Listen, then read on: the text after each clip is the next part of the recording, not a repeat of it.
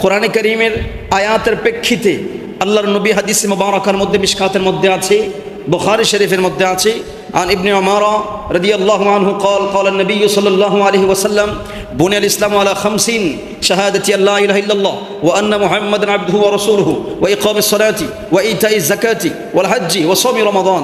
জোরে বলুন না সুবহানাল্লাহ। এইভাবে হাদিসে পাকের আলোকে আল্লাহর এই দ্বীন প্রতিষ্ঠিত থাকবে 5টি স্তম্ভের উপর। এই দ্বীনের খুঁটি ফাউন্ডেশন হচ্ছে 5টি জিনিস।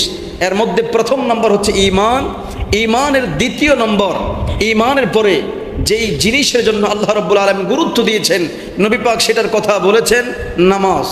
ঈমানের পরপরেই যেই জিনিসের স্থান সেটার নাম হচ্ছে নামাজ। আজকে সেই নামাজ থেকে আমরা দূরে আছি।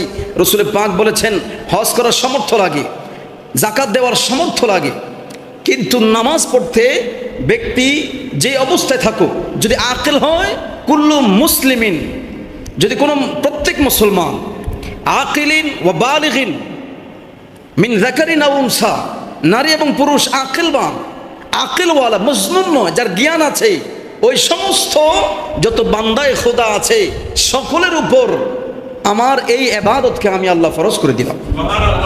সবাই এই নামাজ পড়বে, নামাজ পড়বে।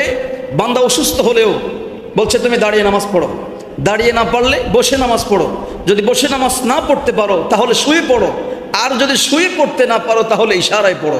হুঁশ যতক্ষণ আছে ততক্ষণ পর্যন্ত এই ইবাদত চালু রাখতে হবে। সুবহানাল্লাহ।